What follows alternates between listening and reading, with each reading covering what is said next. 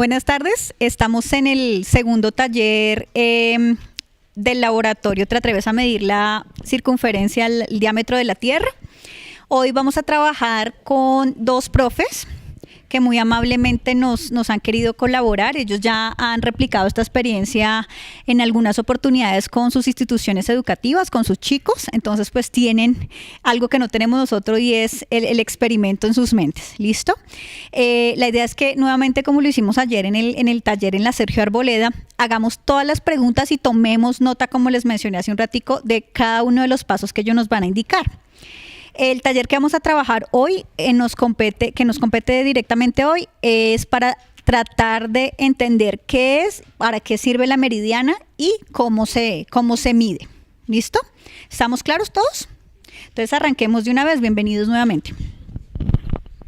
El profe Alfonso, se me había olvidado, y la profe Nayibe son las personas que nos van a colaborar el día de hoy. Creo que ya está listo. Sí, ya está listo. Sí, mejor aquí con... Vemos este. Bueno, primero que todo, muy buenas tardes. Buenas tardes. Como inicialmente la idea es tener unos, digamos, como unos parámetros de cómo nosotros podemos medir la circunferencia de la Tierra, creo que a través de unas pequeñas gráficas nos daría como una pequeña idea inicial de lo que nosotros podemos hacer. Esta es alguna experiencia que nosotros hemos elaborado en varios colegios del distrito. Entonces, inicialmente les voy a pasar las gráficas, voy a ir comentándoles sobre ello y ya después específicamente les voy a explicar qué es lo que uno hace y por qué uno tiene que medir la circunferencia de la Tierra, qué implicaciones tiene.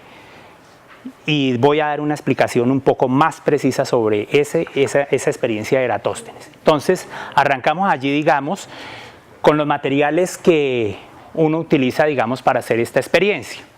Ustedes pueden ver allí, pues es realmente muy pequeño, digamos, el conjunto de materiales. Necesitamos un nivel, necesitamos un botecito de pintura, al cual le vamos a introducir un poquitico de arena. Necesitamos también un palito de escoba, lo más recto posible, y eso es parte de los materiales. Continuamos un momentico. Necesitamos también un marcador. Necesitaríamos que ese nivel lo vamos a llevar alrededor del palito para que quede totalmente vertical. Eso es fundamental, porque si no, la experiencia no va a quedar correcta. Continuamos, profe. Aquí, digamos, es como el final de lo que uno puede obtener ya después de que se han hecho cierto tipo de mediciones. Ya aquí tenemos ya el meridiano como tal, ya tenemos ubicados los puntos cardinales, y aquí ya digamos, cuando nosotros decidimos pintar ese meridiano que ya habíamos ubicado con sus puntos geográficos, sencillamente colocamos una cinta de enmascarar y utilizamos una pintura que nos va a indicar, digamos, ya los puntos de una manera más clara. Esa es pintura de esa de alto tráfico, para que pues perdure en el tiempo, ¿no? Listo. Ahí está, pueden ver las imágenes, ya ahorita les voy a explicar bien. Mostremos la otra experiencia. Esta experiencia la hemos hecho con los chicos, pero eso no los exonera a ustedes de hacerla, ¿no? Porque es que lamentablemente, aunque decimos que para los niños, resulta que los grandes realmente nunca en su vida han tenido la posibilidad de hacer esta experiencia. Yo desde hace mucho tiempo lo he dicho. Para aprender astronomía, usted tiene que ser astrónomo. O sea, ¿qué implica eso? Que usted no va a aprender de las estrellas si no observa el cielo. Usted no puede aprender medicina por correspondencia. Usted puede tener una cierta idea a través de ciertos documentos, la internet te permite tener cierta noción, pero cuando uno va a la realidad, en ese momento es cuando usted tiene más claro el conocimiento y aprende con más profundidad de qué se trata esa disciplina a la cual usted está abordando.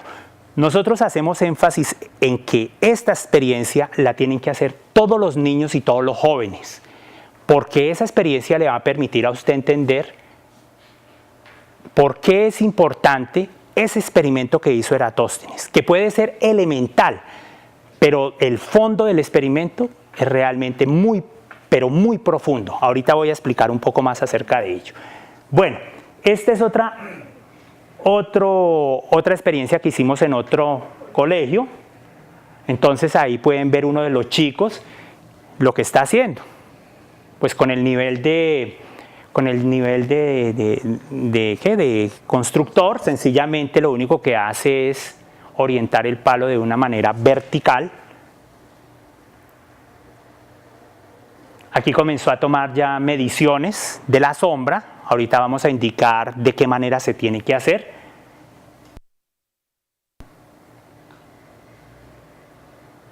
Está haciendo la misma actividad de ir tomando las mediciones. Bueno, ahí va. Bueno, ahí paramos un momentico allí. La primera medición que se hace es antes del mediodía. Hablo del mediodía solar. Hay que aclarar eso. Hay un tiempo que nosotros llamamos mediodía solar. Entonces yo hago preguntas. ¿Qué es el mediodía solar? ¿Quién me puede decir acerca de ello? Cuando yo hablo del mediodía solar, ¿a qué me refiero? No importa, no les dé miedo equivocarse. Cuando el sol está en el cenit. Cuando el sol está en el cenit. Cuando no hay sombra. Cuando no hay sombra. Bueno, ¿quién tiene otra idea? Bueno, cuando el sol está en el cenit. Bueno, resulta que no siempre el sol está en el cenit. Entonces esa parte hay que aclararla. Cuando no hay sombra. Resulta que no todos los días, hay veces tenemos sombra y a veces no. Es decir, el mediodía solar tiene parte, pero también tiene parte. Entonces vamos a ser muy claros en ese asunto. Bueno, el mediodía solar resulta que cuando yo clavo un palito o un gnomon, resulta que la sombra más corta del día, eso es lo que nosotros llamamos el mediodía solar. Pero es que resulta que el sol todos los días no está en la misma posición a las 12 del día. Si usted coloca un palo hoy a las 12 del día, entonces pregunta, ¿hay sombra o no hay sombra? Si hoy yo colocara un palito digamos al mediodía, coloco el palito, ¿hay sombra o no hay sombra? ¿Tú qué dirías? No importa que te equivoques, tranquila. Duro. Yo creo que sí. Sí habría sombra. ¿Tú qué opinas? Hoy. Hoy estamos ¿a qué? ¿Mayo qué? 21 de mayo. Listo. ¿Tú qué opinas? Bueno, fíjese, a eso es lo que yo llamo precisamente que tenemos que ser astrónomos. No tanto internet, sino un poquito más reales. Es decir, tenemos que confrontar un poquito ese asunto. Bueno, les voy a comentar. ¿Por dónde sale el sol? Pues resulta que uno a veces dice el sol sale por el oriente. ¿Eso es correcto o es incorrecto? ¿Es incorrecto? ¿Por qué? Bueno, entonces nos vamos a poner entonces en la posición de una persona que cree en la certeza de los sentidos. O sea, bajo la filosofía, digamos, aristotélica, mis sentidos me dicen que el que se mueve es el sol. No me voy a meter en la parte de Platón, sino solamente lo que me dicen los sentidos. Entonces yo digo, ¿el sol por dónde sale? Por el oriente. ¿Eso es cierto o es falso? Pues a los ojos cierto. ¿Todos los días sale por el mismo lugar? No. ¿Sí o no? No. ¿Hoy por dónde sale? ¿Sale exactamente por el oriente o corrido o por dónde salió? Fíjense que tenemos, lo que yo les estoy abordando allí es que tenemos una cantidad de ambigüedades que ustedes van a tener que solucionar. Porque la verdad, de todo ese, si ustedes no hacen un estudio riguroso del sol, que cualquier niño, cualquier persona lo puede hacer, no van a poder solucionar esas dudas. Resulta que cuando yo miro durante, digamos, un año el sol, yo a veces voy a ver que sale hacia Monserrate, al día siguiente se corre un poquito, al día siguiente se corre otro poquito. Voy a colocarle un poquito aquí en una gráfica. Más o menos alcanzan a ver todos, ¿sí? Sí. Bueno, no soy un gran pintor, pero voy a intentar hacerlo lo mejor posible. ¿Listo? Bueno, me perdonan, pero es así. Bueno, si usted se ubica más o menos hacia la Plaza de Bolívar, usted va a ver que un día el sol sale por acá, luego sale por acá, y con el tiempo va corriéndose hasta que finalmente va a haber un punto extremo. O sea, el sol todos los días no sale por el mismo lugar. Por lo tanto, quiere decir que los tiempos que usted emplea tampoco son iguales. Y ustedes, me imagino, algunos que conocen algo de física, han escuchado las famosas leyes de Kepler. Hay ocasiones en que cuando la Tierra está muy cerca al Sol, ¿qué pasa con su velocidad? Se tiene que incrementar. Pero cuando está alejada del Sol, ¿qué pasa con su velocidad? Disminuye. Entonces ustedes se van a dar cuenta, este es un asunto, bueno, más, por el momento lo menciono y doy una descripción muy sencilla de lo que sucede. Resulta que a veces vemos que el sol va muy veloz y hay épocas en que vemos que el día es lento, lento, lento. Bueno, ¿cuánto mide el día solar? Por aquí, caballero. El día solar. O bueno, ¿qué es un día? Cuando nosotros hablamos de un día, hablamos de que generalmente nos dicen que un día es ¿cuánto? ¿Cuántas horas? 24 horas. 24 horas, ¿cierto? Entonces nos dicen un día tiene 24 horas. Pregunta, ¿todos los días duran exactamente igual? Acabo de decir por las leyes de Kepler que a veces usted ve el sol que va rapidísimo y a veces usted ve el sol que va lento. ¿En qué épocas les ha pasado a ustedes que si trabajan por la mañana están durmiendo y de pronto cuando usted abre los ojos usted ve oscuro y luego usted mira el reloj y usted dice me cogió la tarde y cuando mira resulta que está equivocado? O a veces al revés, usted ve clarito y usted llega y dice uy, voy sobrado, ¿cierto? De pronto, y resulta que no es así. ¿Cuál es el problema? El problema es esto que estoy diciendo acá, y el problema es esto. Todas las trayectorias del Sol, todos los días no son iguales. Entonces, el primer paso al cual nos va a introducir el trabajo de Eratóstenes es a conocer realmente el Sol. Y ustedes van a tener que ser astrónomos y van a dar el primer paso cuando hagan esa medición de la circunferencia del Sol. Les va a implicar aprender qué es un día solar. No les voy a contar. Ya les dije que sencillamente no es así como ustedes lo han dicho. Les di unas pistas. También van a averiguar ustedes qué es esto. El tiempo medio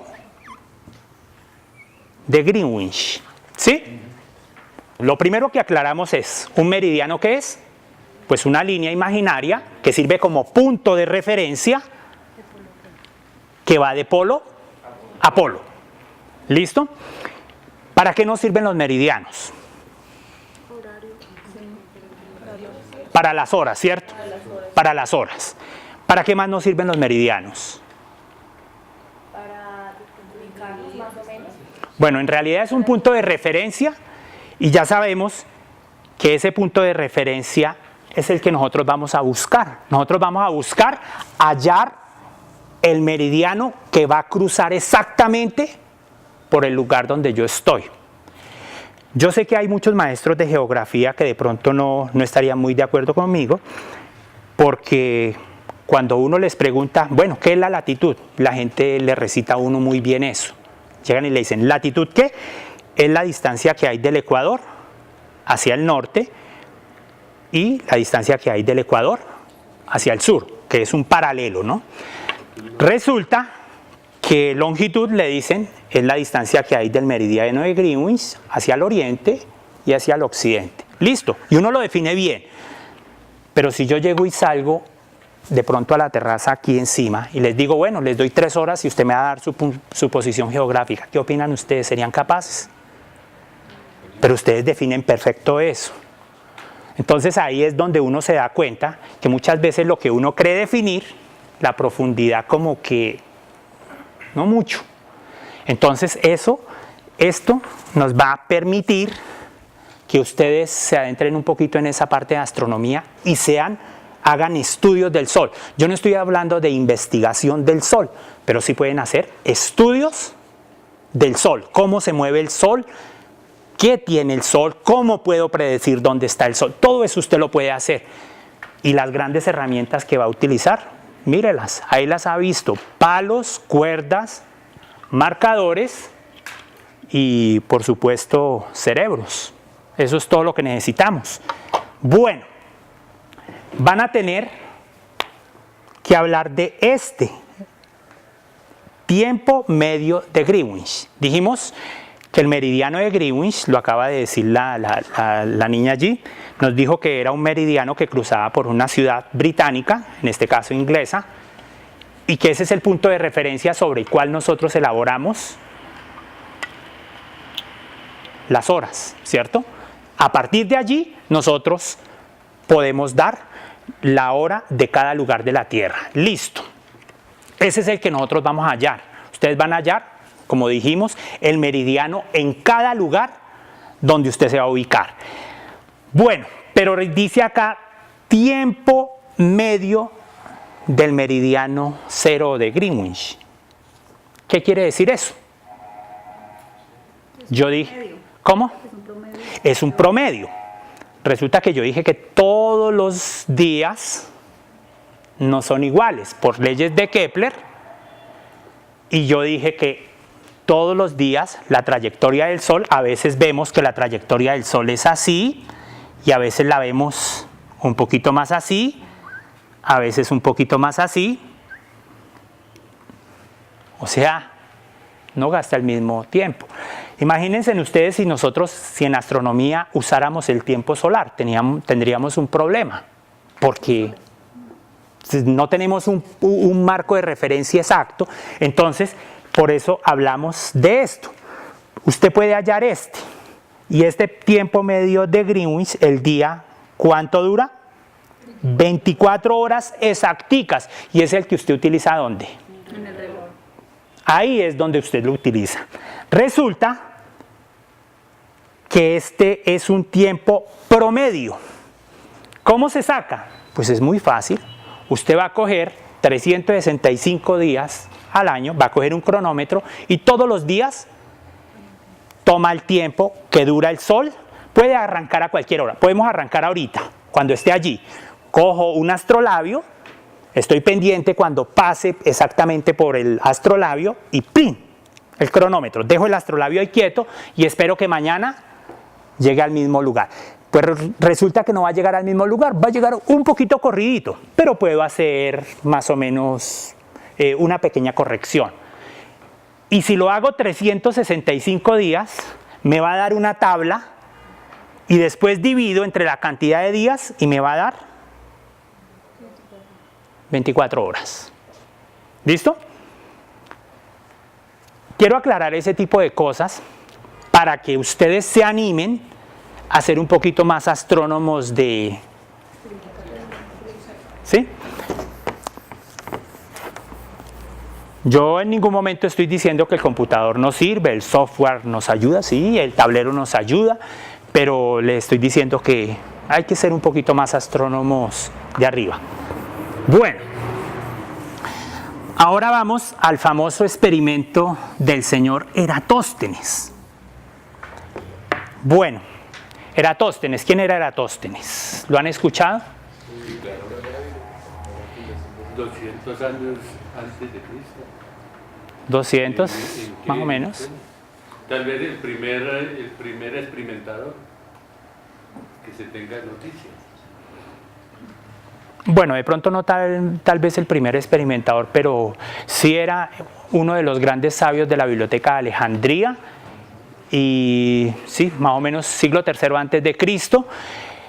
Era astrónomo, filósofo, matemático, etcétera, etcétera, etcétera. Eso en toda la palabra de lo que llamaban antiguamente un filósofo, abarcaba todas las áreas del conocimiento. Geógrafo, era un gran geógrafo también. Geógrafo sin astronomía, pues a veces queda un poco chueco. Bueno, resulta que Eratóstenes sencillamente hizo un experimento que involucraba una anomalía a la certeza de los sentidos. Allí me estaban mencionando precisamente ese asunto. Y aquí sí voy a tener que abordar un poquito el tema de la filosofía. Bueno, cuando salimos en la noche, si yo les pregunto a ustedes lo que dicen sus ojos, ¿quién se mueve? ¿Usted o las estrellas? Las estrellas. ¿Cierto? Usted ve que las estrellas salen al oriente, se ocultan al occidente. Listo. Si usted sale ahorita y le pregunto, de acuerdo a sus sentidos, ¿quién se mueve? ¿El sol o usted? ¿Cierto? El sol. Eso es lo que le dicen sus sentidos. Bueno, pero resulta que hoy día nosotros decimos, no, es que el centro es el sol y los planetas están orbitando. ¿Cómo hace el ser humano para pasar de los sentidos a algo que no tiene que ver con los sentidos? ¿Cómo hace el ser humano para eso? Ese es el método que involucra Eratóstenes, porque el tema es, ¿qué es el conocimiento? O sea, aquí yo sí voy a abordar que el tema fundamental de Eratóstenes es el método científico. El tema no son los sentidos. El primer contacto que usted tiene con lo que llamamos realidad es ¿qué? Los sentidos. Pero resulta que cuando yo voy a ver y voy a la escuela, a mí me dice el maestro que en el centro está el sol. Cuando uno está niño, eso le dicen. Y me dice el maestro, no, es que la Tierra es redonda. Y uno dice, pero ¿cómo? Si cuando yo veo todo, yo veo que esto es plano, plano, plano, y hacia donde yo mire, yo veo es plano. ¿Y cómo me dicen a mí es que la Tierra es redonda? Entonces, fíjese que este problema de Eratóstenes va a involucrar un tema del método científico. Si yo le pregunto a usted ahora lo siguiente, ustedes han visto la labor, todos lo hemos visto, la labor de un albañil. Un albañil coge una plomada, ¿cierto? Yo les pregunto, ¿esta pared que está aquí es paralela con esta pared que está allí? ¿Sí o no? Sí. ¿Cierto que sí? ¿Quién discute eso? Bueno, entonces ahora voy a dibujar la Tierra acá. Este es un palito. Se supone que esa pared, la plomada está dirigida ¿hacia dónde? Hacia el centro de la Tierra. Esta es una pared. Y aquí tenemos la otra pared, ¿cierto? Entonces acá yo la mando. Les pregunto, ¿esa pared es paralela a esa? Bueno, ¿ahora qué opina? Desde acá donde estamos, sí lo vemos paralelo. Es decir, esta medición, desde el punto de vista, o sea, yo no estoy en ningún momento subvalorando el trabajo del albañil, porque él coloca la plomada y dice, yo voy a construir esta pared de acuerdo a lo que me presenta la plomada. Pero cuando yo ya soy riguroso, ese trabajo de la plomada para el albañil es perfecto. Para el propósito es perfecto. Pero cuando yo voy a hacer mediciones precisas, ¿ustedes creen que eso es paralelo? Qué pena me da, pero es así. ¿Sí? Es decir, mire, están dirigidas al centro de la Tierra y la plomada está dirigida al centro de la Tierra. Entonces, resulta que Eratóstenes, todo eso lo tenía muy claro. Imagínense ustedes las implicaciones que tiene el método de Eratóstenes. Eratóstenes no tenía telescopio, no tenía el famoso internet, o sea, el satélite, ni tenía todos esos satélites que tenemos ahorita, pero siempre supo que la Tierra era una esfera, siempre lo supo. ¿Y cómo es posible que Eratóstenes supiera eso simplemente con 2 palos? ¿Qué fue lo que descubrió Eratóstenes? Ustedes lo pueden leer de pronto, la descripción que hace el señor Carl Sagan en Cosmos, pues es decir, la forma como lo presenta a mi juicio es muy hermosa. Pero ya desde el punto de vista filosófico y epistemológico, bueno, yo guardo mis reservas allí. Yo no estoy de acuerdo con el señor Sagan. Él lo presenta y de hecho hace un experimento muy bello.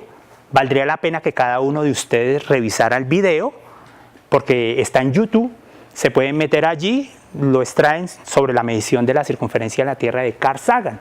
La descripción que hace es muy hermosa, el experimento que hace con una cartulina es precioso, pero el único detalle que no presenta es la parte del método científico. En esa parte sí estamos en desacuerdo con el señor Sagan, porque se le olvida esto que yo estoy diciendo acá. No porque yo tenga más conocimiento que Sagan y eso, no, sino porque de pronto no lo aborda allí. No lo abordó allí, no sé si por tiempo, no sé las razones. Bueno, resulta que Eratóstenes lee en la biblioteca de Alejandría que en Alejandría y en Siena, cuando en una fecha que se llama el solsticio de verano, bueno, primero, a mí me gusta siempre preguntarnos porque me gusta que haya como claridad en lo que estamos hablando. ¿Qué es un solsticio? La palabra viene del solsticio. Bueno, entonces, para que se vayan orientando, ¿qué es un equinoccio? La palabra equi, igual, ¿cierto? O sea, igual duración del día y de la noche. Y en el solsticio, ¿qué pasa? Entonces, hay solsticio de invierno y solsticio de verano. Entonces ahí ya saben que hay diferencia de día y de noche. Bueno, aquí no son marcados mucho los solsticios. Para nosotros no es muy marcado, pero para los países del norte, o sea, hablo del trópico de Cáncer hacia arriba y del trópico de Capricornio hacia abajo, es supremamente marcado esa diferencia. Para nosotros no. Nosotros casi ni nos damos cuenta cuando hay solsticios y equinoccios, es casi que igual. Bueno, listo. Entonces, resulta que en el solsticio de verano, ¿cuándo es ese? 21 de junio. Sí, 21 de junio. Esta es la fecha estrella. El solsticio de verano es el 21 de junio. Pues resulta que el 21 de junio hay una fecha que es especial porque precisamente es el día en que Eratóstenes hace la medición de la circunferencia de la Tierra. Él escucha que en una ciudad que se llama Alejandría, cuando el Sol está exactamente en el mediodía solar, se produce sombra, pero resulta que en Siena no se produce sombra, y entonces ahí había una anomalía de la certeza de los sentidos. Él decía, bueno, ¿qué es lo que sucede allí? Si en una se produce sombra y en la otra no se produce sombra, ¿cuál será la causa?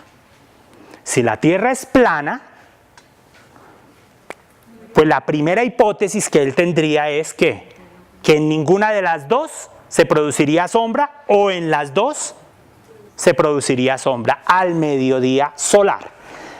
Pero resulta que si la Tierra fuera curva, exactamente, en una se produce, si el Sol está aquí encima, no se produciría sombra, pero en esta sí se produciría sombra. Y ahí viene parte de lo que el señor Eratóstenes comienza a discutir. El tema de la certeza de los sentidos es algo que es fundamental. Es una falla anómala de la certeza de los sentidos. Porque es que resulta que si yo salgo en la noche, voy a dar otro ejemplo, si yo salgo en la noche y yo miro las estrellas, yo me siento el centro del universo, pero aquí tengo otra persona al lado. Y cuando él ve, él es el centro del universo. Y si aquí hay otro al lado, también él es el centro del universo. ¿Cuántos centros del universo hay? Ahí hay una anomalía, ¿o no creen ustedes? Entonces resulta que el tema del método científico es la falla anómala en la percepción. Ese es el tema que siempre abordamos. Si nosotros queremos medir la distancia a las estrellas, resulta que con los métodos... ¿Hay algún profesor de matemáticas acá? ¿No? ¿Ninguno? Bueno. ¿De física? ¿Sí? Bueno. Entonces el reto es el siguiente. Si ahorita salimos allí al patio, tú vas a ver allá el sol o esperamos la luna. Claro que no los exonera a ustedes de hacer lo mismo. Y yo coloco el reto.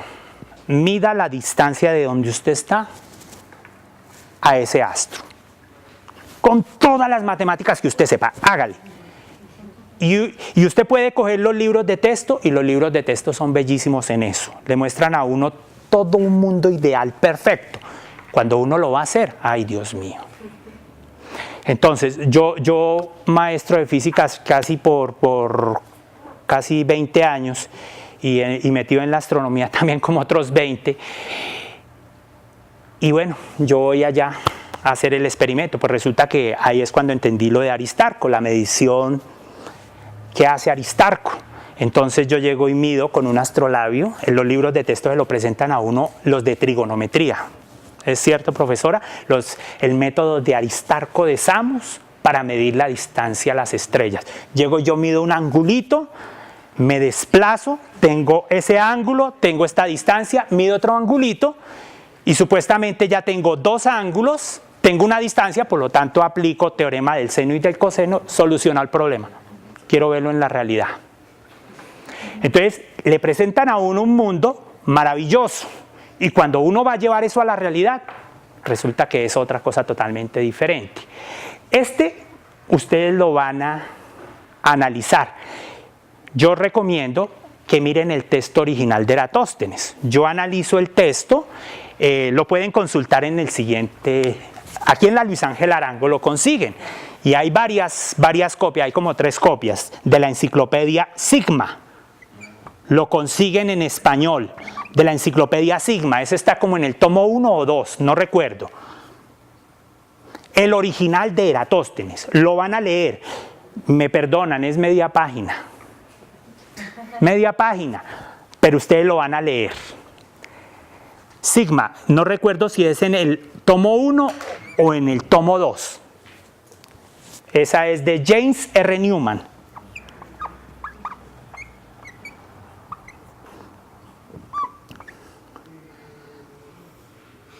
No recuerdo si es así. Creo que es así. James R. Newman. La enciclopedia Sigma. Ahí lo encuentran en español. No lo van a dejar de leer. Usted léalo y ya cuando usted mire el experimento, usted va a quedar sorprendido y analice lo que dice allí con cuidado. Yo veo un experimento casi como una sopa hecha. O sea, a ver, lo voy a explicar. Resulta que cuando yo hago voy a estudiar algo, en realidad para mí lo más importante no es que me den la receta de cocina. Para mí lo más importante es el desarrollo de cómo se llegó a la receta. En los libros de texto tenemos un lío en la educación actual, es que el libro de texto lastimosamente nos presenta la sopa hecha. O como en una carrera. Yo no estoy diciendo que el photofinish no sea importante, pero más importante que el photofinish de pronto es cómo transcurrió la carrera. Entonces, ustedes lo van a analizar, porque este experimento nos lo presenta el 21 de junio y usted se va a preguntar, oye, ¿y yo no puedo medir hoy la circunferencia de la Tierra? Pues les voy a contar. Mi experiencia me lo ha dicho ya haciendo mis manejos de geometría, que usted puede hacer la medición de la circunferencia de la Tierra el día que usted quiera, cuando usted quiera. Entonces, por eso quiero que lean el original. No se quede con lo que dijo fulanito, no, lea el original. Bueno, les he dado más o menos una idea de cómo es el experimento de Eratóstenes. Si tienen preguntas, adelante con todo gusto. Un momento, vamos a hacerlo con micrófono. La pregunta.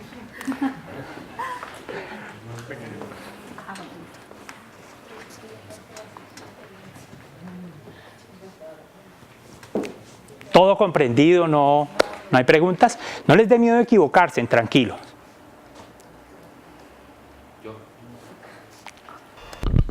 Me gustaría saber desde hace cuánto se dice que la Tierra es plana, si fue en las épocas de Eratóstenes o después ya con el cristianismo. Bueno, perfecto. Bueno, entonces, aquí en la Luis Ángel Arango, pueden consultarlo también, hay un libro de geografía. Sí, o sea, a mí me ha tocado meterme a leer todo eso.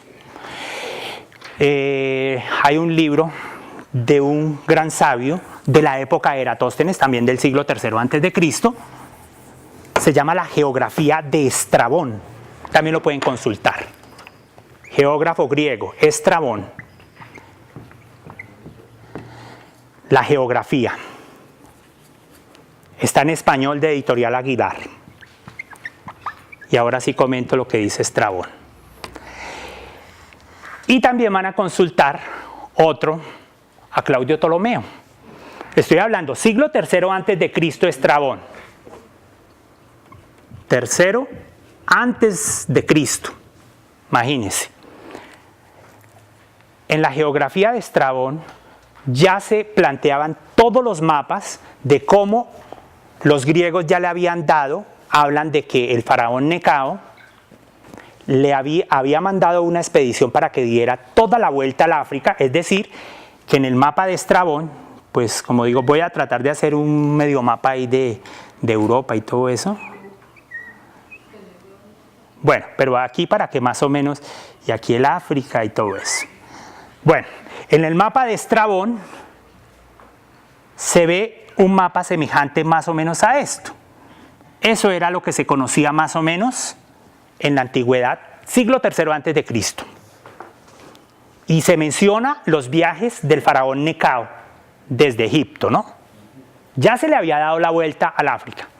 Bueno, cuando usted mira la geografía de los mapas que aparecen de Eratóstenes, semejante. Y luego avanzamos hasta Claudio Ptolomeo. Ahí es donde viene el problema. Esa parte sí es bella porque ahí es donde uno se da cuenta cuál fue el problema de Ptolomeo. Y voy a mencionar solamente la parte de astronomía.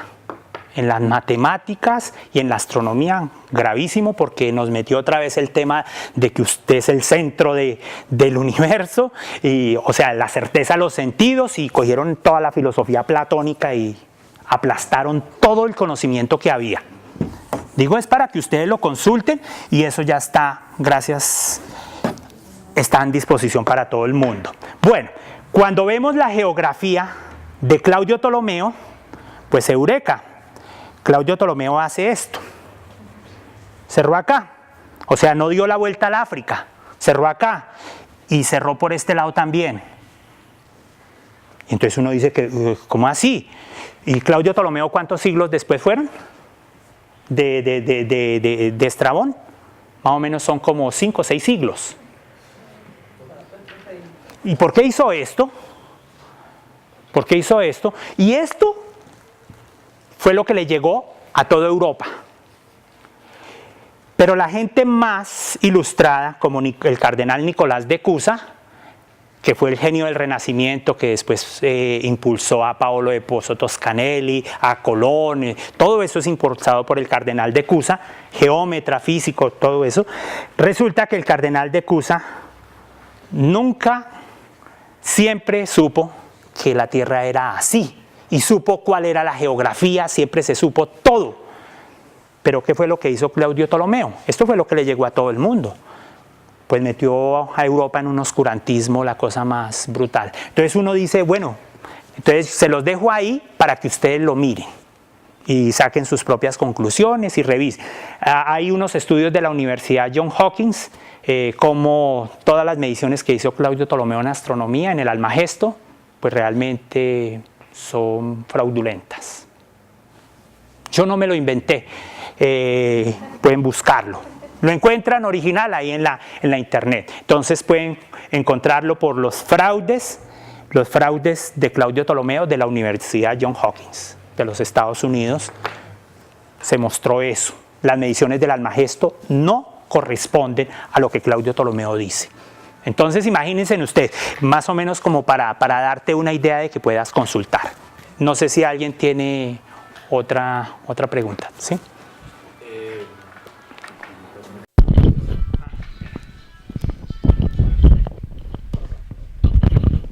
Porque si los antiguos filósofos griegos ya tenían la idea de que la Tierra era redonda, se le atribuyó a Colón esa teoría de que él descubrió que la Tierra era redonda por los barcos y eso, y la vela, y etcétera. Bueno, perfecto. Bueno, lo primero que quiero decir es que, bueno, también lo puedes encontrar acá. Aquí, afortunadamente, las obras de Colón también están en español. Puedes consultarlas un poquito. Las cartas. Resulta que a Colón le llegaron los mapas del señor Paolo del Pozzo Toscanelli. Y le llegaron, y allí precisamente hubo algo que sí es impactante, porque resulta que Paolo del Pozzo Toscanelli hace que los continentes sean más grandes de lo que estaban más cercanos de lo que realmente están. O sea, pues para tratar de poder convencer al otro de que el viaje iba a ser más corto y resulta que pues no era tan así. Lo de que Colón de pronto hubiese descubierto que la Tierra era redonda, eso no es tan cierto. Por eso te digo, puedes consultar las cartas de Colón, de Editorial Alianza, están ahí en español, y puedes leerlas y te das cuenta. Colón hubo algo que aportó bien interesante. Se dio cuenta que la brújula, en una de las cartas él menciona que cuando comenzó a subir en latitud, más o menos voy a tratar de ubicarme, a ver, España, aquí está. Primero bajaron de latitud, desde España bajaron de latitud, y luego cuando comenzó a subir, la brújula comenzó a enloquecerse. Y entonces Colón cuenta que todos los marineros comenzaron a asustarse, y que entonces, ¿qué le tocó hacer a él? Calmarlos y decirles que volvieran a bajar de la latitud. De ahí surgió un nuevo método para navegación, que era la navegación por paralelos, siempre dejando que la estrella polar estuviera a la misma altura. Con eso se sabía que se viajaba siempre sobre el mismo paralelo. Ese fue uno de los métodos que diseñaron los portugueses y que posteriormente Colón siguió rigurosamente. Pero a Colón, una parte bien interesante que hay que adjudicarle es el descubrimiento precisamente que cuando se sube la brújula, cuando se sube de latitud, la brújula, que es un imán, resulta que se enloquece. Esa ya es una explicación desde el punto de vista electromagnético. Esa es más o menos parte de lo que te podría decir. Otra cosa que quiero mencionar es impresionante. Resulta que el mundo, en la antigüedad se habían hecho viajes marítimos, como los del faraón Necao y bueno, lo de las pirámides y todo que existen aquí en América. O sea, Platón menciona los pueblos del mar. ¿Y cómo es posible que después llegamos en el siglo XIV, en el siglo XV, en la época de Colón, llegamos a las carabelas? O sea, hubo una decadencia. Uno ve que la humanidad era pueblos marítimos y después lo más moderno eran dizque las carabelas, cuando resulta que estaban los pueblos del mar, estaban los vikingos, y hay cantidad de documentación en esos momentos que nos muestran que el ser humano siempre ha sido navegante en el océano. y resulta que en el siglo XV teníamos disque carabelas. Había una decadencia completa, o los fenicios que eran grandes navegantes del mar. Entonces, ¿qué es lo que hizo Claudio Ptolomeo? Uy, es que lo de Ptolomeo tiene unas implicaciones impresionantes. No sé si hay otra pregunta. ¿Sí? Pues mira, nos mostraste muchas fotos de lo que debemos hacer, pero queremos saber exactamente cuál sería el procedimiento para hacerlo, el paso a paso exactamente. Ah, bueno, entonces ya quieren, bueno, perfecto. Ahora sí, entonces quieren, perfecto. Sí, ya. Bueno, entonces, lo primero que se tiene que hacer para hacer el experimento de Eratóstenes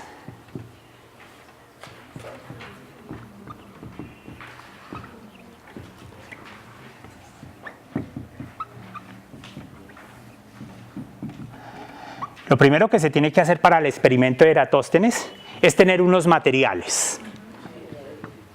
¿Listo? Entonces ya les había mencionado los materiales. Entonces un palito, de esos de escoba, necesitábamos un botecito con arena, necesitamos un marcador, una cuerdita para tomar las mediciones, no puede quedar fuera el nivel. Y por supuesto, como ustedes son grandes astrónomos, van a necesitar una libretica para ir tomando las mediciones. ¿Listo? Entonces lo primero sería esos materiales. Lo segundo sería que usted tiene que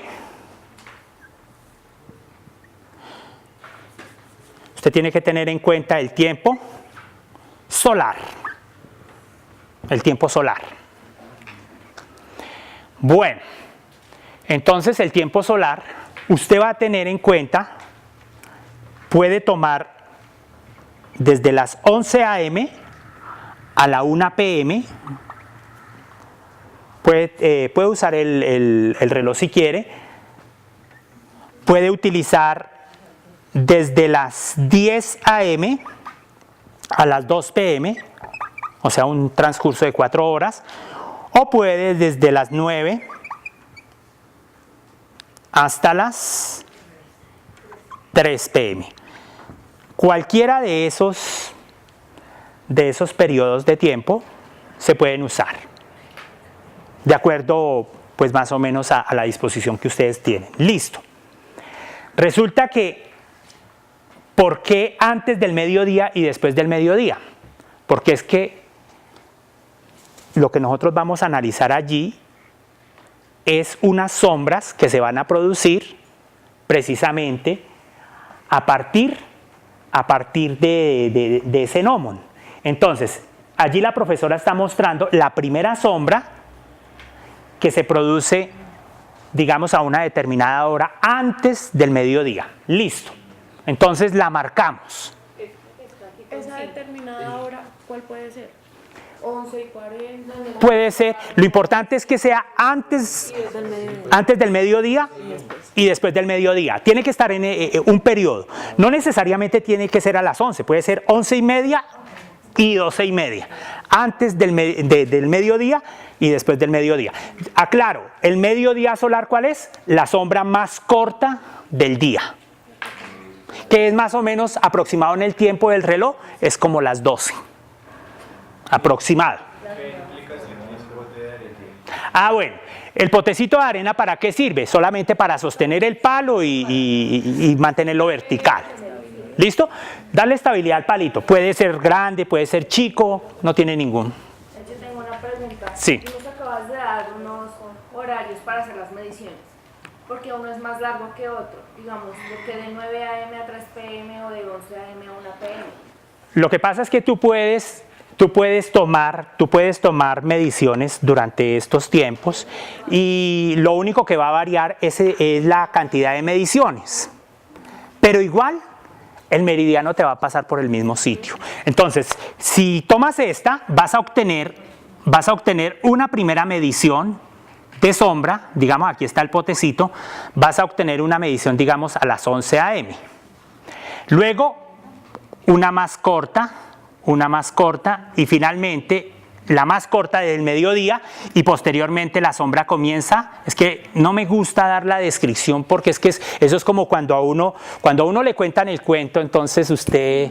Sería que los intervalos de tiempo que se tomen antes de las 12 van a ser exactamente los mismos intervalos de tiempo que se toman después de las 12. Es decir, si usted toma medición a las 10, necesariamente va a tener que tomar medición a las 2. Si usted toma medición a las 10:30, va a tener que tomar medición a la 1:30. Asumo que lo que se quiere tratar de ver es que la sombra que está generando el sol en esos intervalos de tiempo similares respecto a las 12 del día tendrían que ser en teoría similares. Perfecto. La idea, entonces ahorita vamos a mostrar allí, voy a mostrar con gráficos qué es lo que sucede. Digamos si yo tomo la primera medición a las 11 de la mañana, me va a dar una sombra, ¿cierto? Bueno, resulta que yo no le quiero quitar, eso era lo que no quería, quitarle a usted la posibilidad de que usted lo descubriera por sí mismo. Es que una cosa es que usted descubra las cosas por sí mismo y otra cosa es que alguien le cuente el cuento. Nada que ver en las dos. Entonces, usted se va a dar cuenta que la sombra va a comenzar a disminuir. Pero entonces resulta que cuando llegue las 11 de la mañana, usted va a hacer una circunferencia, con la primera sombra que tomó, ¿cierto? Hace una circunferencia con la primera sombra que tomó. Y usted se va a dar cuenta que después de que tomó esa circunferencia, las sombras comienzan a disminuir y llega un momento en que otra vez comienzan a crecer. Y cuando vuelva a encontrar una sombra que vuelva a tocar la circunferencia, pararon las mediciones. Que era lo que el profesor estaba diciendo. Tenemos dos sombras de la misma longitud. Si usted lo hiciera a las 10, ¿qué pasaría? Este ángulo se vuelve más amplio. Se vuelve más amplio. Pero resulta que en realidad el meridiano va a ser exactamente el mismo. Bueno, esta parte ya la comprenden, ¿sí? Van a tomar, ahorita igual, vean, miren, ahí están las mediciones que el chico hizo. Tomó la primera medición, ¿cierto? Hizo la circunferencia, tomando como centro el centro del balde, ¿cierto? Entonces comenzó a disminuir la sombra. Y luego esperó hasta que hubiera una sombra que tocara nuevamente la circunferencia, hasta que finalmente se da el proceso. Bueno, ese es el estudio de los astrónomos. Ahí está. Hasta que finalmente vuelve a tocar. Tienes más adelante hasta que... Por ahí debe estar. Ahí está. La pasaste, profe. Ahí está. Ahí tocó. Listo, se quita el balde y se traza. Quedó un ángulo, ¿cierto? Todos sabemos más o menos que es una bisectriz. La palabra bisectriz, bi2, ¿no? Sectriz, seccionar o partir en dos. Partes exactamente iguales. Entonces, ¿qué es lo que hay que hacer con ese ángulo? Desde este punto, con la pitica, ¿usted qué hace? Va a tocar un arco. ¿Listo? Acá. Y con esa misma longitud, trazas otro acá. ¿Listo? Y por ahí va el meridiano, o sea, norte, sur. Y ya sabemos que del oriente al occidente hay un ángulo de ¿cuánto? De 90 grados. Listo, este es el meridiano de tu lugar. Al igual que Eratosthenes, ¿es necesario hacer la medición en otros lugares? Bueno, cuando nosotros vamos a hacer el experimento de Eratóstenes, se supone que necesitamos tener como referencia dos ciudades o dos lugares diferentes, que generalmente los ubican sobre el mismo meridiano. Aquí, digamos, como primer paso, nosotros estamos tomando el meridiano, que nos daría primero que todo la posibilidad de tomar mediciones más precisas.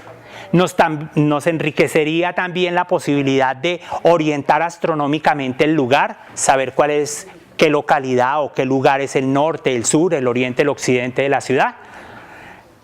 pero sabemos que las mediciones que nosotros tomemos van a ser necesarias compararlas con las mediciones que otro lugar de la Tierra también haga. No sé en ese sentido después con qué ciudades se van a hacer comparaciones. Digamos, en el caso nuestro, lo podríamos hacer con Neiva, tenemos un poquito corrido, o con Medellín. Cali está sobre el mismo meridiano. Casi más o menos, no exacto, pero más o menos. Y Cali está un poquito corrido para allí, pero igual corremos el tiempo, no va a ser mucho la diferencia. No va a ser mucho la diferencia. Entonces, lo fundamental es que las ciudades estén sobre el mismo meridiano o aproximado. Más allá de la exactitud del cálculo que nosotros hagamos, está lo que les estaba diciendo ahora un rato. Nos importa el método. ¿Cómo usted es capaz de ver la circunferencia de la Tierra sin siquiera haber salido siquiera de la Tierra? Que eso es lo que hace Eratóstenes. Es capaz de ver que la Tierra es redonda con su mente y jamás salió. No tuvo internet, no tuvo satélites, no tuvo nada de eso, ni telescopios, pero siempre supo que la Tierra era redonda. Entonces ahí es donde uno se da cuenta que realmente uno no ve con los ojos, ves con la mente, más allá de la certeza de los sentidos. Esa es la parte que es más relevante del experimento. El experimento como tal puede ser genial y vale la pena que lo reproduzcamos, pero no olviden eso que les estoy diciendo, porque la parte del método científico es lo más clave. Ahí es donde uno ve el poderío de las ideas humanas. Bueno, hasta el momento la parte del meridiano yo creo que más o menos tienen idea. Sí quedó claro lo de la bisectriz. Si ustedes necesitan partir un ángulo cualquiera, ya saben que pueden buscar en un libro de geometría cómo hallar la bisectriz. Porque eso es lo que van a tener que hallar para saber por dónde va el meridiano. Eso les implica que ustedes también van a tener que saber un poquito su posición geográfica y astronómica de sus localidades. Digamos, ¿cuál sería el norte de Bogotá? ¿Qué localidad es el norte de Bogotá? Por aquí la niña. A ver, el norte de Bogotá. Dejémosla a ella a ver qué nos dice. Bueno, entonces eso lo vamos a tener que remediar. ¿Listo? Él dice que el Chicó. ¿Qué localidad? Localidad de Bogotá. Usaquén. Ya, fíjese que tenemos divergencia. Entonces tenemos que llegar a una conclusión real. Suba. La localidad de Suba. ¿Cuál es la localidad que nos indica el sur de la ciudad? Esto nos va a implicar que también vamos a precisar. ¿Cuál? Sumapaz. Bueno, el sur. Muy bien. Sumapaz. Sumapaz. Es el sur de la ciudad. ¿Y qué localidad es el occidente de Bogotá? La localidad. Perfecto. ¿Y el oriente? ¿No han escuchado los cerros orientales? ¿Ah? Los cerros orientales, ¿qué localidad? Todo eso es San Cristóbal. ¿Sí? Todo eso. Entonces, es decir, nos tenemos que ubicar también un poquito astronómicamente. Entonces yo diría que ese meridiano valdría la pena ubicar el norte, el sur y fuera de eso a los chicos, ustedes como son algunos docentes, ubíquele la localidad, ubique todo el mapa de la ciudad, pero de un color específico, la localidad donde la persona se encuentra para que aprenda a ubicarse astronómicamente. ¿Santa Fe sería qué? ¿Sur-oriente? Lo que pasa, estamos hablando, digamos, de las localidades como extremos. Está un poquito... O sea, pero estamos corridos como hacia el oriente. Hacia el oriente. Sí. Sí. Bueno, listo. ¿Qué otra pregunta hay? El que las mediciones estén hechas en lugares donde que pasa por el mismo meridiano, ¿significa que los ángulos son proporcionales? ¿Los ángulos de la sombra son proporcionales o son distintos? Los ángulos son proporcionales. Son proporcionales. No hay ningún problema. Digamos un ejemplo, de pronto alguien toma a 20 metros la medición del lugar donde yo estoy. Igual en el universo tenemos un principio que se llama la paralaje, ¿no? Es este, ¿no? O sea, cuando colocamos un dedo frente a nuestros ojos, si el dedo está cercano y hacemos como un cambiecito de luces así, cerrando un ojito, vemos un desplazamiento, ¿cierto? Pero si lo alejamos, ¿el desplazamiento es mayor o menor? Hágalo. Ese principio se llama la paralaje. ¿Es mayor el desplazamiento o menor? Si una persona se me mueve aquí al frente 10 metros y ahora esa persona se va a mover 10 metros pero está a 1 kilómetro, ¿dónde usted ve que el desplazamiento es mayor? ¿Cuando la persona está acá o cuando está más? Cuando está más cerca, ¿cierto? Ese principio se llama la paralaje. Entonces, en ese caso no hay problema porque los rayos tienen gran paralaje. O sea, es decir, los ángulos no van a tener una mayor variación. ¿Qué distancia en términos de meridianos es considerable para decir que los ángulos no son proporcionales? O sea, digamos más o menos con qué ciudades tendríamos que hacer correcciones. Realmente yo considero que pues uno puede hacer correr el tiempo, digamos el caso de Cali y Bogotá. En longitud tenemos una variación más o menos como de unos 2 grados más o menos. En este momento no sé realmente, pero son como 2 grados. Entonces lo que uno hace realmente es correr el tiempo, como es en el mismo día. Haz de cuenta que solamente corre el tiempo, el sol un poquito y ya. La corrección realmente para nuestros propósitos no tiene ningún problema. De hecho, con la misma Venezuela no tendríamos ningún problema. Corremos el tiempo, lo único es que las ciudades una tiene que estar más arriba en latitud que la otra, pero en realidad no tendríamos ningún problema. De hecho, lo podemos hacer y por eso sugería que la medición no debería solamente hacerse el 21 de junio. Yo dije, lean el documento y yo lo veo como un experimento perfecto. O sea, es el resultado como de una serie de experimentos que se tuvieron que haber hecho antes, sino que allí en el documento se presenta es el resultado exacto, perfecto, ya refinado. Resulta que se puede hacer cualquier día del año. Entonces, no sé si más adelante la posibilidad sería también mostrar eso. Podemos hacer el experimento en varias fechas. Lo bonito de hacerlo es recordar el momento y recordar a Eratóstenes y recordar que ese experimento es crucial para la humanidad, sobre todo para los chicos y los maestros. Bueno, ¿otra pregunta?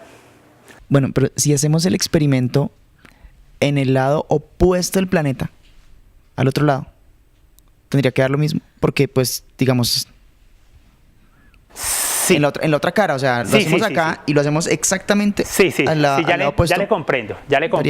Haga de cuenta, sí. Digamos ahí a Bogotá, ¿cuál sería? Una ciudad que estuviera por el meridiano opuesto, 12 horas. En Mongolia. En Ulaanbaatar, la capital de Mongolia, en Ulaanbaatar. En Guyán, China, en Hanoi, Vietnam. Nos da exactamente lo mismo. ¿Por qué se supone que el Sol en un día, la trayectoria que va a llevar es la misma? No va a cambiar.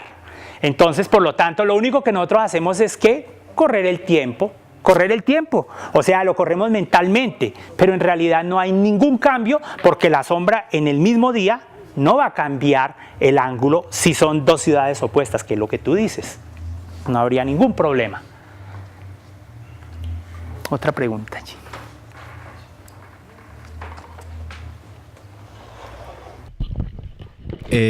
Digamos, usted ahorita nos decía que la medición se podía realizar en cualquier día del año.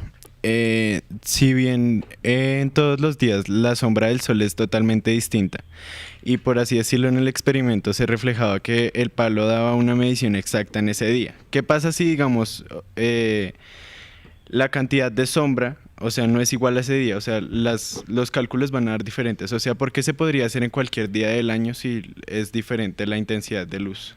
Bueno, lo primero cambian las sombras. Nosotros dijimos que si hoy colocamos un palito acá, se nos tiene que salir de la cabeza ya el mito de que no va a haber sombra. Y nosotros le preguntamos a los niños y a todo el mundo y la gente nos dice al mediodía no hay sombra. Eso no es cierto. Hay ocasiones en que la vas a tener y ya vamos a responder lo tuyo. Aquí está el sol. Al mediodía, en una época, no vamos a tener sombra. Pero cuando esté aquí, va a haber sombra. Cuando esté en esta posición, va a haber una época en que las sombras van hacia este lado y otra época en que las sombras van hacia el otro lado. Por eso yo dije que el sol va cambiando la posición donde sale y por supuesto la posición donde se oculta. Entonces esas sombras van a cambiar, pero resulta que los ángulos no van a cambiar. Es decir, aunque los triángulos para el cálculo van a cambiar, va a ser exactamente la misma medición, nos va a dar lo mismo, porque realmente, es decir, lo único que nosotros cambiaremos de pronto es digamos, nosotros no vamos a tomar la distancia entre Siena y Alejandría, que eran 800 kilómetros, nosotros no vamos a usar esa, nosotros vamos a usar la distancia que hay de Bogotá a Cali, o de Bogotá a Medellín. O Bogotá a Venezuela, o lo que sea, pero entonces, no, sobre el meridiano, digamos, sobre el meridiano, ¿cierto? Vamos a utilizar esas distancias, no vamos a utilizar la de 800 kilómetros entre Siena y Alejandría, vamos a utilizar sobre nuestras ciudades, podemos usar ciudades a 70, 90 kilómetros, como podemos utilizar ciudades a 200, a 300 kilómetros, pero igual el cálculo es el mismo, nos importa es el fundamento del principio geométrico. Ese es todo el asunto. ¿Qué es lo importante allí también resaltar? Fíjense que la geometría, que lastimosamente la han quitado de los colegios, es una tragedia lo que han hecho. ¿Por qué? Imagínense que yo, para medir la distancia a las estrellas, yo no tengo que coger un metro y... ¿cierto? ¿O sí? O yo tengo que, para saber cuánto mide Monserrate, tengo que coger un metro. No, nosotros cogemos con trigonometría, medimos un ángulo y una distancia y ya. Entonces imaginen el poder de la geometría. La geometría nos permite medir cosas que no podemos medir.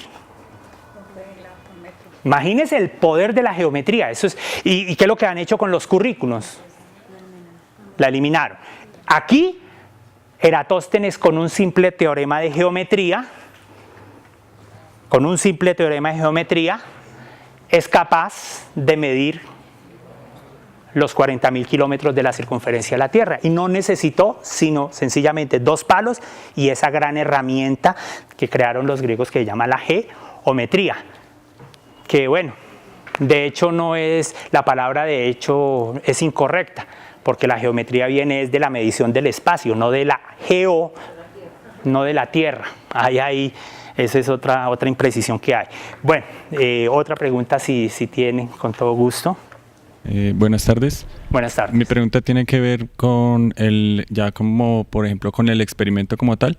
Es si al inicio nosotros tomamos como la referencia de lo que puede ser en ese punto, el norte, el sur, el oriente y el occidente, en el momento en que ya tenemos la bisectriz, me gustaría saber cómo se finaliza el experimento. Es decir, ya ubicamos la bisectriz, ubicamos por ejemplo el palo, la ubicación del palo y volvemos a trazar nuevamente el norte, oriente para como finalizar la ubicación. ¿En ese momento terminaría el experimento? Es la pregunta. Bueno, perfecto.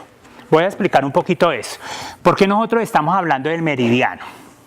Resulta que nosotros les adicionamos una tareita más. No por maldad, sino precisamente para que usted tenga es decir, aprovechar, como se dice, aprovechar el momento para usted poder introducir otro conocimiento más. El experimento de Eratóstenes no necesita el meridiano, pero nosotros de pronto creemos que al introducir el estudio del meridiano, usted va a aprender un poco más de la parte de astronomía como tal, de muchas de las cosas que me he referido.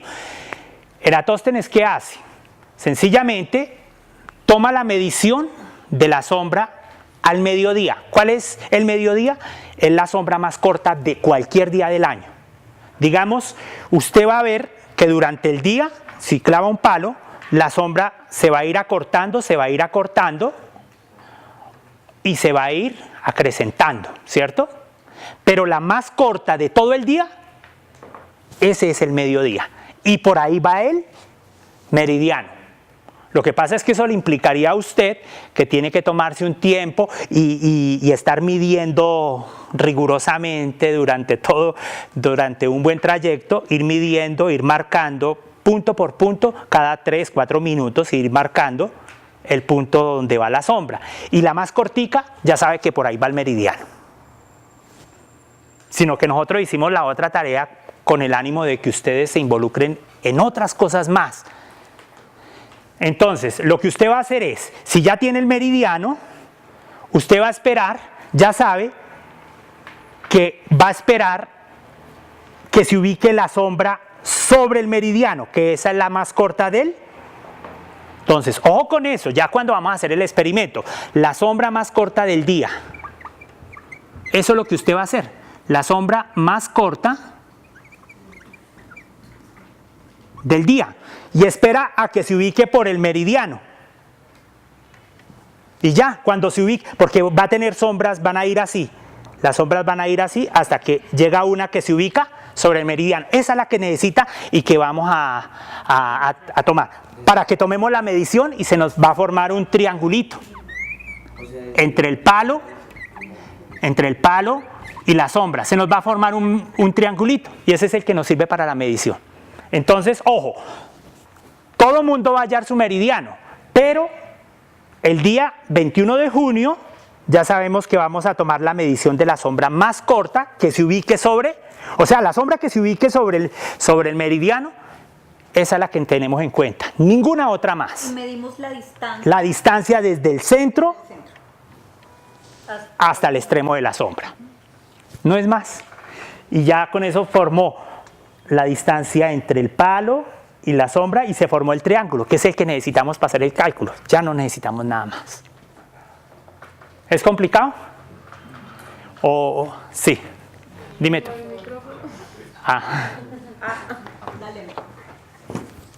Profe, yo quería anotar algo. Claro que sí. Y es que para llegar a Eratóstenes antes hubo una gran actividad en las ciencias. Desde Tales pasamos por Anaximandro, Pitágoras, Hexágoras, Empedocles, Hipócrates, Demócrito, Platón, Aristóteles, Euclides, Aristarco, Arquímedes y Eratóstenes, que es cuando él decide hacer esas mediciones. O sea, esa parte de atrás de la historia fue muy movida y hubo mucha actividad. Sí, perfecto. De hecho les cuento una cosa. De acuerdo a la historiografía que existe, digamos, en la misma internet y en los libros de historia que manejamos en todas las escuelas, nos dicen que la civilización, ¿dónde comenzó?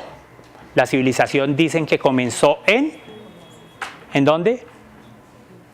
Acuérdense de los asirios, Mesopotamia. Eso dicen los grandes historiadores ingleses. O sea, más o menos 8.000 años antes de Cristo. Bueno, ¿cuál ha sido el asunto? Resulta que se han encontrado, hace un tiempo, hace más o menos 10 años, se encontró el famoso disco de Nebra. No sé si lo han escuchado, en la región de Saxonia, al norte de Alemania. Es un disco de oro portátil que es un observatorio astronómico portátil. Es más o menos de 30 centímetros. Y resulta que hacen cálculos allí de más o menos 25.000 años antes de Cristo. Entonces, ¿qué significa eso? Que la historiografía que nos han dicho, ¿sería cierta o no sería cierta? Hay que reevaluarla, hay que reevaluarla. Si nos dicen a nosotros que Stonehenge, en Inglaterra, los megalitos esos que hay, resulta que mide ciclos de precesión del equinoccio, o sea, 25.000 años.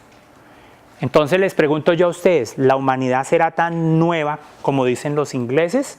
que la astronomía surgió en Asiria y que todo sale de allí, pues resulta que no es tan así. Nos dicen que los griegos, eso dicen los libros, que los griegos no, que los egipcios casi no aportaron a la civilización humana. Eso dice Sir Thomas Hish, que es la autoridad en matemáticas, en historia de la ciencia, que tradujo gran parte de las obras de los griegos, y él dice, nosotros como civilización le debemos muy poco a Egipto. Pero resulta que cuando uno ve las pirámides, resulta que para usted hacer esas pirámides usted necesita saber arquitectura, geometría, necesita saber física, necesita saber de suelos, porque si no eso se hunde. ¿Cuántos siglos han pasado desde lo que se sabe, desde donde se hicieron las pirámides de Egipto hasta la actualidad? ¿Cuántos siglos han pasado? Y ahí están perfectas, temblores, terremotos, todo lo que usted quiera, ni fu ni fa con ellas, ahí quieticas. No, es que los mayas no sabían casi de geometría y vemos esas pirámides y los aztecas tan impresionantes y ahí están en pie. Y resulta que usted para hacer eso, usted necesita saber lo que dije ahorita, geometría, física, matemática, todo eso. Entonces, sí,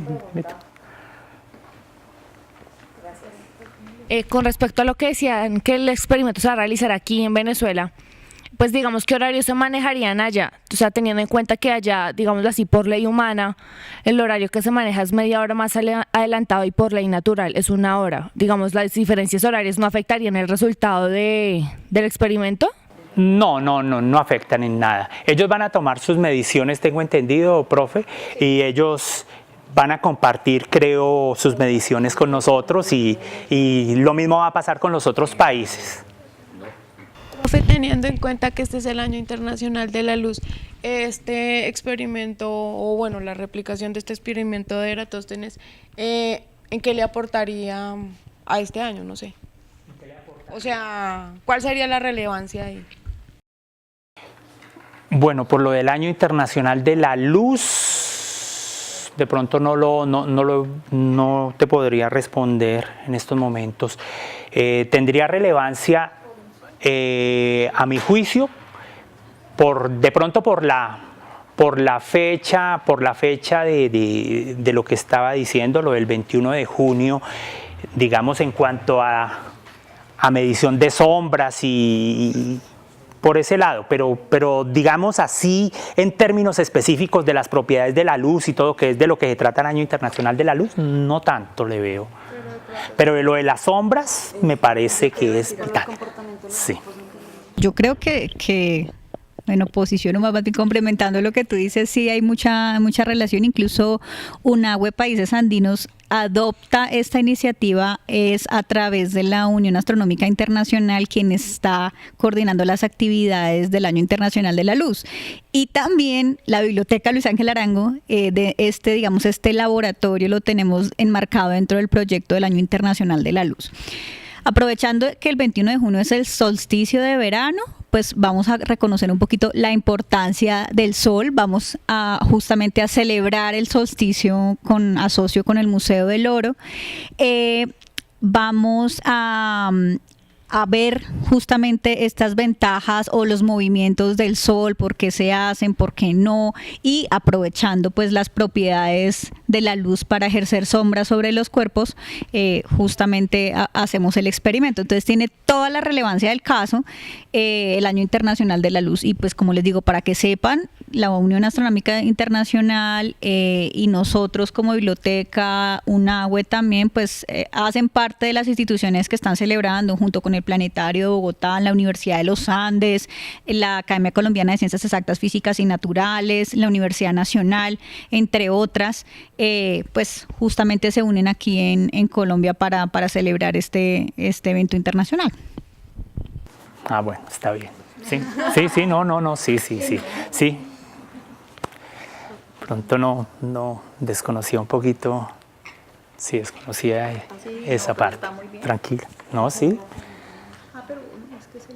Sí, es que de pronto un poquito, lo que pasa es que lo del Año Internacional de la Luz de pronto se ha dado más en términos de mostrar, digamos, los principios que marcan las propiedades de la luz, o sea, como la refracción, difracción, interferencia, todo ese tipo de cosas.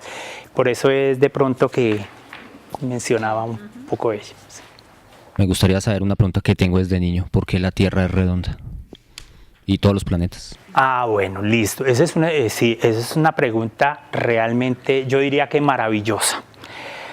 Bueno, esto es para experimentar, para descubrir. Entonces, lo primero es, pues aquí no tengo en estos momentos un hilo. Si cogemos un hilo y entonces yo coloco como problema, vas a buscar unir ese hilo para abarcar el área más grande que puedas abarcar. Y vas a buscar entre todas las figuras. Primero, pues lo puedes volver triángulo, cuadrado, pentágono, y vas a mirar cuál de todas ellas te abarca mayor área. Hablo del plano. Y luego viene en el espacio, que fue uno de los problemas de Arquímedes. Resulta que el problema de Arquímedes era ¿cuál? La figura que abarcara el mayor espacio con la menor cascarita. Y usted puede coger cualquiera, el cubo, tetraedros, octaedros, dodecaedros, la figura en el espacio que usted quiera. Pero siempre va a haber una que es la más, que abarca más, con menos superficie, la esfera. Esa es la razón por la cual todos los cuerpos en el universo son esféricos. Cuando tú coges una burbuja en el jabón, la construyes, ¿qué forma se te da? Una esfera. No creas que la cabeza la tienes esférica por casualidad. La tienes un poquito alargada porque hay una modificación física en eso, pero siempre las gotas, los espacios tienden a ser esféricos. Es lo más eficiente en la naturaleza. La naturaleza nunca desperdicia nada. O sea, usted ve que la luz siempre, aunque recorre el camino más largo en la ley de la reflexión, es el tiempo más corto. Es decir, eso es lo que llamamos el principio de Fermat. Es decir, la naturaleza siempre es lo más eficiente en geometría, en física. Nunca nada es porque sí. Pero la pregunta es fundamental y eso en realidad se lo hacen los niños. Pero la manera de que ellos lo resuelvan es con las burbujitas de jabón, que ellos se den cuenta. ¿A quién le ha salido un cubo cuando mete una argollita en el jabón? ¡Nunca! La naturaleza de una vez dice, con esta cascarita abarco el mayor espacio. Entonces, eso es para descubrir. Entonces, para un niño, ¿uno qué hace? Le llega con la cuerdita y todos, y que hallen el área, y luego las calculamos. Luego también con las burbujitas de jabón lo mismo, con cubos. Le podemos a todo el mundo dar plastilina. Le damos un poconón de plastilina pesadita a todo el mundo, la misma cantidad, y le decimos, halle la superficie, el volumen que abarque mayor área, en mayor espacio. No va a haber otro sino la esfera. Esa es la razón. Profe, para notar que nosotros vamos a hacer el experimento de Eratóstenes, pero recordar que los incas lo hicieron también. Y ellos hicieron exactamente el mismo experimento, hicieron su calendario, hicieron el Intitama, que lo llamaban ellos, donde se amarra el sol, y tenían todo exactamente las constelaciones y todo identificado, sin haber tenido como tanta historia. Entonces los experimentos se replican en las distancias, o sea, desde Alejandría o de esas partes a venir aquí a Machu Picchu, que es su observatorio astronómico, es donde tienen ellos la certeza de que tenían su calendario perfectamente. Es el ciclo del sol y de la luna, lo tienen perfectamente delineado. Muchas gracias. Realmente yo me atrevería a decir, de lo poquito que he logrado estudiar, es que todas las civilizaciones son astronómicas, en todas las épocas. La astrología surge como una degradación precisamente de la falta de conocimiento, pero todas las civilizaciones han sido astronómicas. Un caso para citar, digamos, aquí en el país es el de, digamos, de los cogis. Lo que llaman ellos las cuncurúas son observatorios astronómicos. Y es curioso que para ellos las posiciones de las puertas y todo como lo construyen es astronómicamente. Ojalá quisiéramos que retomáramos esa visión de universo, Porque resulta que estas ciudades, perdón, pero con los arquitectos, pero esto está construido ahí a la chambonada, pues. Porque lo que prima no es el conocimiento, sino... Es decir, si usted mira, nos dicen, no, es que hay que ahorrar luz. Pero cuando usted va a ver las puertas y las ventanas de su casa, ¿cómo están orientadas? Como caiga.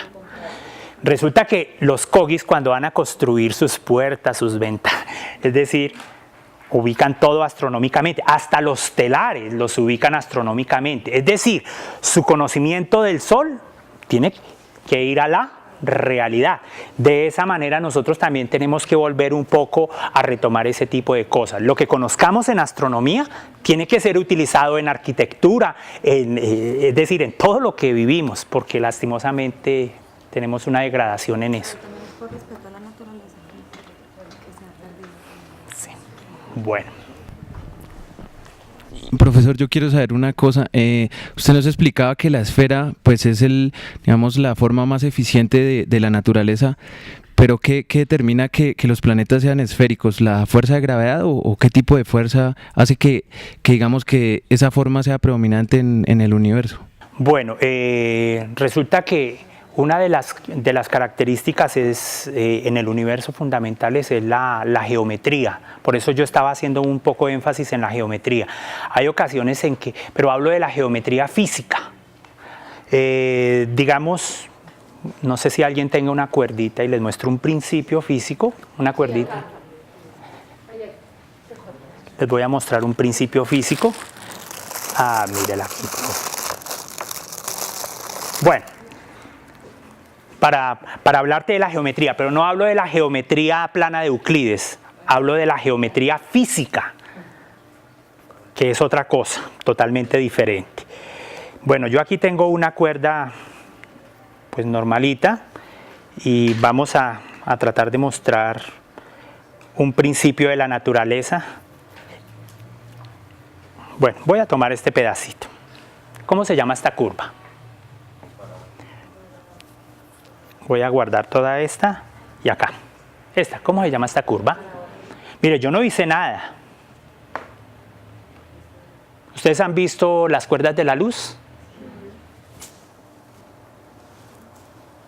Llegan los señores de los postes, tiemplan esas cuerdas, ponen esos postes bien fuertes. Si no están bien puestos los postes, ¿sabe qué hace la naturaleza? Los tira así y hace esto. Pero resulta que si están bien puestos, ¿sabe qué hace la naturaleza? Hace ceder el material, pero toma su forma, porque a ella le gusta esta. No le gusta las rectas, no le gusta Euclides, le gusta esta.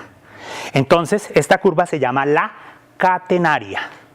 Pues les cuento un cuento. Lastimosamente en los cursos de cálculo, de geometría, nada de eso se estudia. Y el cálculo de Leibniz y de Bernoulli es esto, la geometría física. Ustedes han visto que la cuna del Renacimiento es la famosa cúpula de la Catedral de Florencia de Santa María de Fiore. No sé si la han escuchado. Esa cúpula, que es una curvatura positiva, y es lo que abre el Renacimiento. Es hecho a punta una curva positiva hecha a partir de curvas negativas. Son solo catenarias, se sostiene sobre sí misma la cúpula. Eso es algo maravilloso. Es la cuna del Renacimiento y de ahí parte el Renacimiento dorado ya de Leonardo, de Brunelleschi, de todos los grandes sabios. Pero resulta que esa es la geometría que yo estoy hablando. El huevito, es que el huevito, si usted puede hacerle toda la presión que quiera, ¿por qué es así? ¿Por qué las cúpulas no son redondas sino son? ¿Sí? Obsérvelas. Puede observar aquí la catedral primada, todas las cúpulas que tenemos en las catedrales. Resulta que tienen su razón de ser, distribuyen la fuerza en un círculo, en física se llama eso un foco, en una curva un foco. Pero resulta que si usted hace dos casquetes esféricos, no tiene un foco, tiene dos focos, o sea, distribuye la fuerza en dos puntos. Entonces, de esa geometría es la que yo hablo. No la geometría plana de Euclides, sino hablo de la geometría física, esa que nos muestra la naturaleza por sí misma. que es la que no se estudia lamentablemente hoy día. Bueno, pues sí entendí perfectamente por qué los planetas y estos son curvos, bueno, circulares. También debe variar, digamos así, la distancia, porque por ejemplo las galaxias toman como una forma de espiral, ¿sí? Y hay otros dos tipos de formas de galaxias. Y también, por ejemplo, en Cosmos se hablaba que de pronto nosotros vivimos en un multiverso, o sea, uno de tantos millones de universos. Entonces también se podría decir que este universo en el que vivimos también es de forma circular. Bueno, entonces voy a abordar algo ahí. También los voy a remitir, bueno, gracias a Dios aquí tenemos esta magnífica biblioteca que yo diría, bueno, yo esta biblioteca la quiero mucho porque pues gran parte de lo que he aprendido lo he logrado encontrar aquí. Aquí hay un libro de Leonardo da Vinci y Luca Pacioli que se llama La Divina Proporción. Hablan de eso que tú estás diciendo, divina proporción. Lo pueden consultar, está en español, Editorial Lozada. De hecho hay otra edición nueva. Yo ya por ahí también. Ustedes dirán que yo no hago nada más, pero bueno, me gusta mucho. O sea, cuando uno disfruta lo que hace, pues no hay problema. Bueno, resulta que hay dos tipos de espirales. Hay una, que es esta, y hay otra. Bueno, esta es la famosa arquimediana. Las distancias siempre son las mismas, pero esta es la del oído humano, la del caracol. Resulta que Leonardo en este libro aborda que el ser humano, hay un gráfico de Leonardo, no sé si lo han visto, famosísimo, y está partido en pedazos. La relación que hay entre este hueso y este hueso es de 1.6. La que hay entre el fémur, la tibia y el peroné es de 1.6. Es decir, usted no crece desordenadamente, usted crece ordenadamente con una proporción que es la que llamamos proporción áurea. Esa misma se da en la espiral logarítmica y Leonardo descubre que solamente se da en los procesos vivos, no en los minerales ni en los procesos muertos, solamente en los procesos vivos. Entonces uno dice, oye, interesante esa espiral que se ve en las galaxias, porque es esta, la logarítmica. Entonces, como para que mires un poco, eso es parte de lo interesante de los procesos vivos que se da en todo el universo.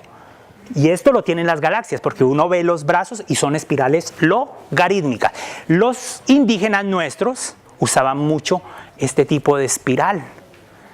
Es impresionante, o sea, por eso uno dice el conocimiento es un legado humano y no le pertenece a nadie, pero existe en todos los lugares y en realidad es de todos.